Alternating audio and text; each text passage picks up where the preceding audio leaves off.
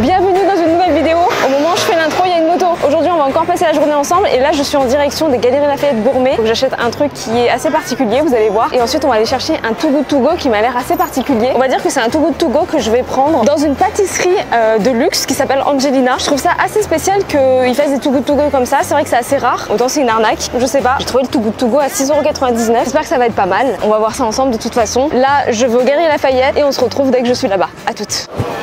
Ok, on est arrivé aux Galeries Lafayette Gourmet. Donc là, je vais prendre un truc pour une vidéo. Normalement, c'est des chips au caviar. Oh, il y a tellement de choses à manger, mon Dieu. Je vais descendre et je vais vous montrer ce que je vais prendre. Tout me donne envie, même les fruits. Ah bah c'est là. Donc c'est ça que je vais goûter. Donc chips au caviar. Et honnêtement, je m'attends pas à grand chose non plus. Et regardez ce que je viens de boire. Des chips aux œufs au plat. Je suis obligée d'embarquer ça. Ok, donc j'embarque les deux. Il y a quand même des chips au jambon ibérique. C'est un truc de fou. Vous voyez cette marque à Londres, on la trouve de partout. Mais ici, on la trouve qu'aux Galeries Lafayette Gourmet.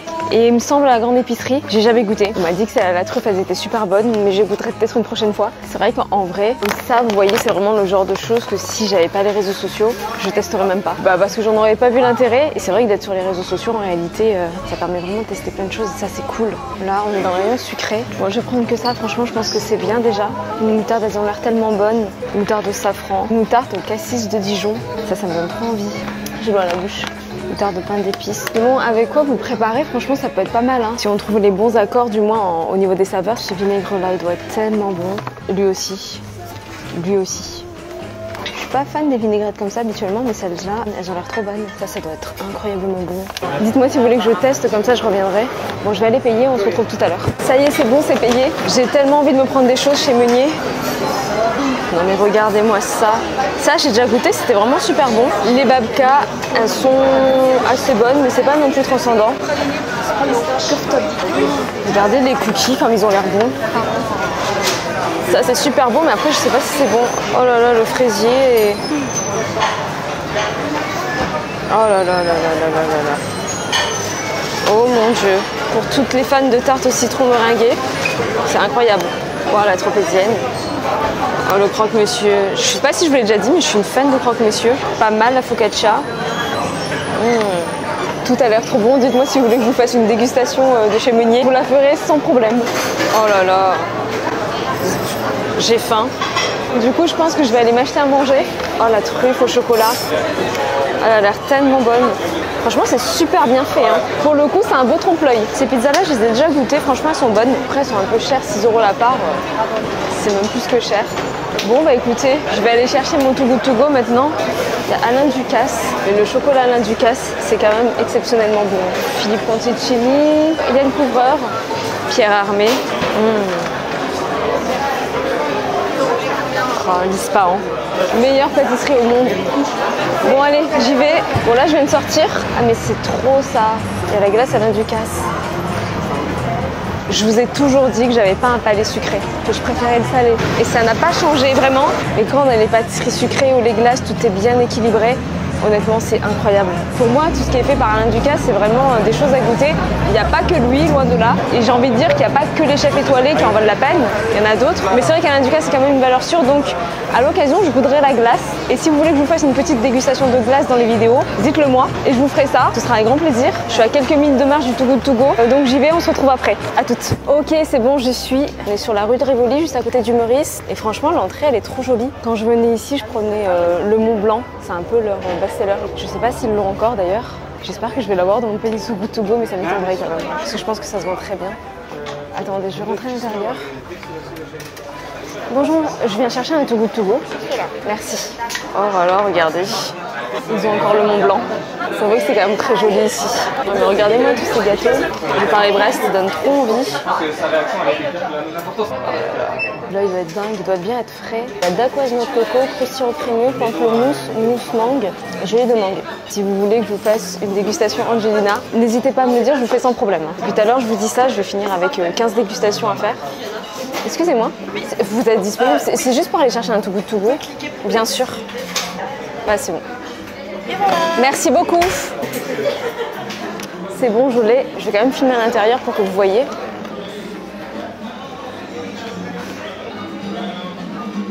Ça, c'est leur chocolat chaud. que je trouve un petit peu trop épais à mon goût, mais il est pas mal. J'ai envie de tout acheter, je vous jure que les pâtisseries elles ont l'air tellement bonnes. Attendez, je vais poser ça là. Je vais mettre ça dans mon sac, je regarderai après ce qu'il y a à l'intérieur. Et vous savez quoi, je rentre chez moi et on va faire la dégustation ensemble. Ça y est, je suis rentrée et autant vous dire que je suis affamée. On va pas perdre plus de temps, on va passer à la dégustation. J'ai très envie de commencer par le Too Good To Go. Je suis très curieuse de savoir ce qu'il y a à l'intérieur. On va découvrir ça ensemble. Attendez, il y a un Paris-Brest à la pistache et je pense qu'à côté c'est un fraisier. Par contre, il est complètement détruit. Waouh, mais faut pas me donner ça quand j'ai trop faim, je vais tout manger là. En fait, il y a des framboises et des fraises. C'est peut-être un fraisier framboisier, hein. En tout cas, moi je prends. Je vais les mettre dans une assiette. Et voilà, donc franchement, c'est pas mal. À mon avis, ça c'est un gâteau aux fruits rouges parce qu'il y a des groseilles aussi. Et là, on a un Paris-Brest. Alors, les pâtisseries coûtent environ 8 à 10 euros. Là, je pense que j'en ai pour approximativement 15 euros. J'ai payé le Too Good To Go 6,99 €, donc c'est rentable. Je vais goûter le Paris-Brest. C'est super bon. Je pense qu'on a une espèce de praliné noisette un petit peu salé. La crème est bonne, elle est généreuse comme il faut. C'est super bon, on sent qu'on est vraiment sur un produit de qualité. Le praliné fleur de sel un peu croquant qui se trouve à la base du Paris-Brest donne vraiment du goût, hein. Vraiment ça fait tout. Je trouve que c'est vraiment bien travaillé, c'est propre. Après c'est pas non plus hyper raffiné, mais c'est quand même incroyable. Je mets un 8 sur 10. Maintenant je passe à ce gâteau là. On va voir comment c'est à l'intérieur. Il y a de la mousse déjà. Alors on a un biscuit, ensuite on a un insert, je pense que c'est du fruit rouge. Et ensuite on a une mousse qui doit être au fruit rouge aussi. C'est à la framboise. Maintenant on va goûter tout ensemble. C'est parti. C'est bon. En fait la mousse autour a énormément de goût. Après c'est peut-être un peu trop sucré pour moi. On a la base qui est croustillante, c'est super bon. Contrairement au Paris-Brest, c'est définitivement trop sucré pour moi. C'est pas le style de pâtisserie que je consommerai. 6 sur 10. Mince, je viens de tacher mon t-shirt. Il y a une chose que j'ai trouvée assez particulière. Attendez, je vais me laver les mains, je reviens. Chez Angelina, je vous cache pas que j'ai pas du tout aimé le service. Ce que vous voyez pas, c'est qu'il y avait 3 jeunes hommes devant moi. Et en fait, ils étaient en train de draguer les serveuses. Et je pense que je les ai réellement dérangés quand il fallait me servir en fait. Et j'ai pas du tout aimé cette sensation en fait de déranger tout simplement alors que c'est mon droit d'être là. Ça m'a pas non plus bouleversée, mais vous savez, quand vous allez dans des beaux endroits, normalement vous êtes quand même bien accueillis. Je vais goûter les chips aux œufs. Qu'est-ce que c'est ce truc? Ça sent les chips, ça sent pas les œufs au plat par contre. Ok, je goûte. Oh mon dieu. Ça a tellement le goût des œufs au plat. Attendez, c'est fou quand même. C'est une dinguerie. En fait, le goût, il est très réaliste. Je peux pas vous dire que ça ressemble un petit peu. Ouais, effectivement, ça s'en rapproche. Non, c'est le goût des œufs au plat. Je trouve qu'il y a énormément de justesse dans les saveurs. Franchement, c'est un 10 sur 10. Maintenant, je vais goûter celle au caviar. On va voir ce que ça donne. Après, je m'attends pas à avoir une vraie expérience caviar. Mais je suis quand même curieuse de goûter. Ouais, ça sent un petit peu la mer. Je goûte. Ah, c'est marrant. Je trouve que ça n'a pas vraiment le goût du caviar. Mais c'est assez marrant. Attendez.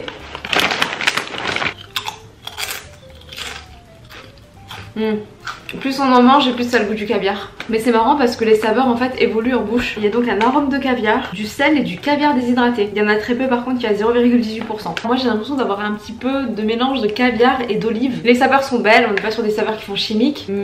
Après c'est pas comparable du caviar, pas la même expérience. Mais pour la proposition je mets vraiment un 9 sur 10. Non, 8,5 sur 10. En tout cas les deux c'est validé. Bon, vous savez ce qu'on va faire? On va faire le repas du soir, mais juste avant je vais me changer parce que j'ai une tache sur mon t-shirt. A tout de suite. Ok, j'ai super faim, donc du coup là maintenant je vais préparer le repas du soir. Et j'ai décidé de faire des brochettes de poulet au lait de coco et au citron vert avec du riz basmati et une salade de concombre. Je suis complètement obsédée par le concombre, j'adore le concombre. Donc pour commencer, pour faire les brochettes, j'ai découpé en cubes du blanc de poulet. Et du coup je vais faire une marinade pour le poulet. Je commence par mettre du lait de coco. Attendez, c'est de la crème de coco? Non, c'est du lait de coco.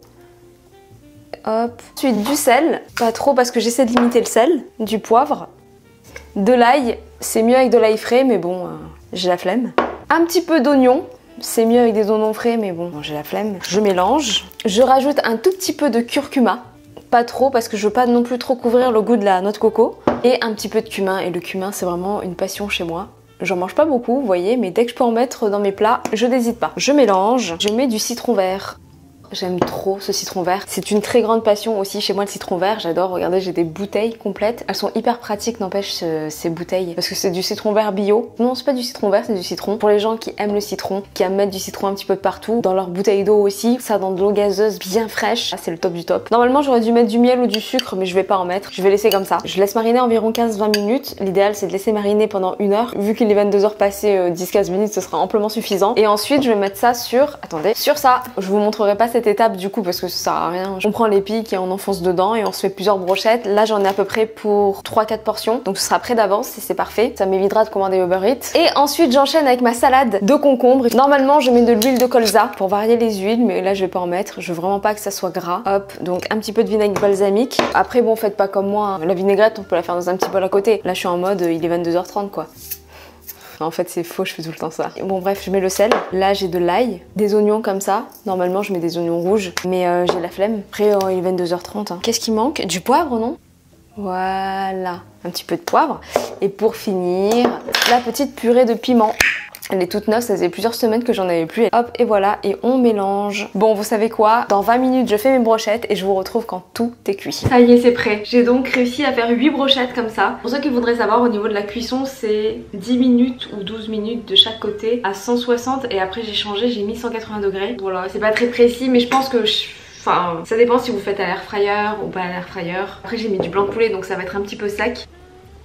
Oh non, pas trop. Bon bah tant mieux. Je vais mettre quelques gouttes de citron dessus. Voilà.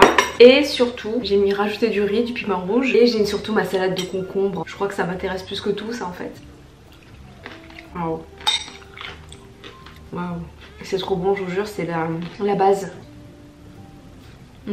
Normalement je le fais vraiment avec du haut de cuisse, mais là je suis au régime à fond, donc après je dis ça, mais j'ai quand même mangé 2 pâtisseries de chez Angelina aujourd'hui. Bah écoutez, ça rattrape. Là on est vraiment sur des brochettes de poulet healthy et je pense que la version non healthy elle doit être excellente. Pour ça il faut rajouter un petit peu d'huile d'olive dans la marinade, de miel. Il y a quand même un peu plus de saveur, mais bon je me régale quand même.